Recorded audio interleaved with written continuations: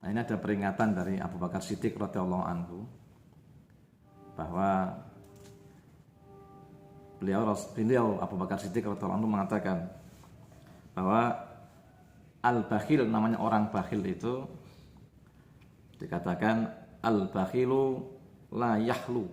Jadi orang bakhil itu la yahlu, tidak akan sepi, tidak akan terhindar.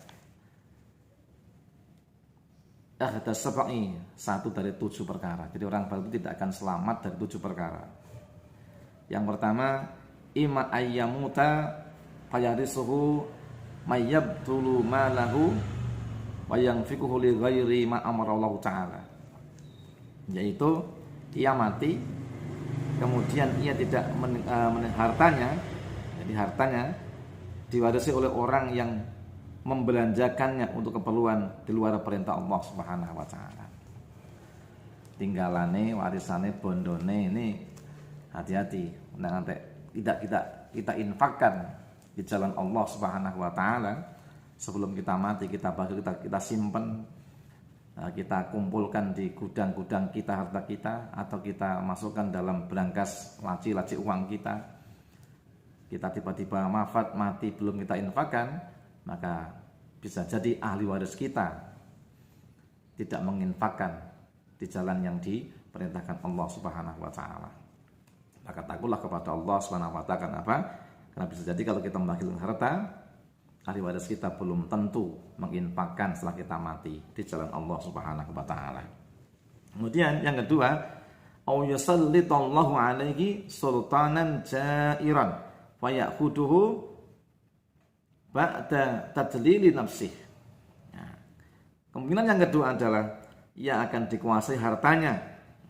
Jadi oleh penguasa jahat yang merampas hartanya setelah menyakitinya dulu. Jadi orang bakhil ini akan dirampas hartanya oleh kezaliman penguasa yang zalim, atau diambil alih oleh penguasa yang jahat. Makanya jangan sampai harta kita tiba-tiba dirampas oleh orang sebagai azab Allah Subhanahu wa taala karena kebakhilan kita. Kemudian yang ketiga, au yuhayyiju syahwatan tusidu alaihi malan. Atau bisa jadi Allah akan membangkitkan hawa nafsu, keinginan syahwat yang bisa memusnahkan hartanya. Ya, sedikit loh orang bakhil itu yang kemudian digoda oleh wanita. Ternyata wanita itu adalah musuh dalam selimut. Tidak menginginkan dia, tapi cuma menginginkan harta saja, atau menginginkan daripada bondo-bondo itu. Ya, mas kita berkorban segala sesuatu untuk dia, ternyata kita hanya dipermainkan, harta kita menjadi ludes atau hilang. Maka berapa banyak orang yang bangkrut karena wanita, berapa banyak orang yang menderita karena wanita. Ini contoh, karena syahwat kepada wanita, maka harta benda yang dibakhilkan tadi itu hancur, hilang, tak meninggalkan kebaikan, justru malah menimbulkan keburukan-keburukan bagi pemiliknya. Nauzubillah. Kemudian au yabdu lahu, jadi au yabdu lahu ra'yun fi bina'in au imaratin fi ardin kharabin fadhabu fihi malu, atau terbersit keinginan kita guna untuk membangun istana, membangun rumah yang bagus di tempat yang ternyata, bangunan itu apa? Justru di tempat itu kita dimusnahkan oleh Allah.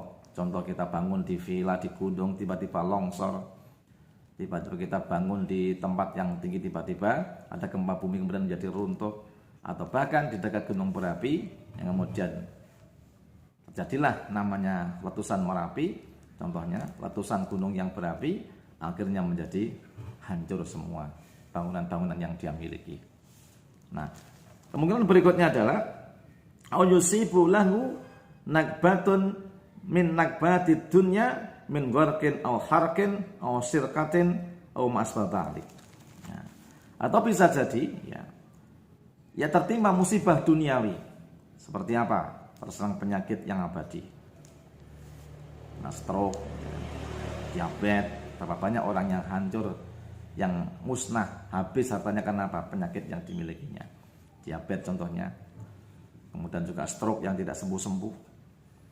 Atau barangkali apa?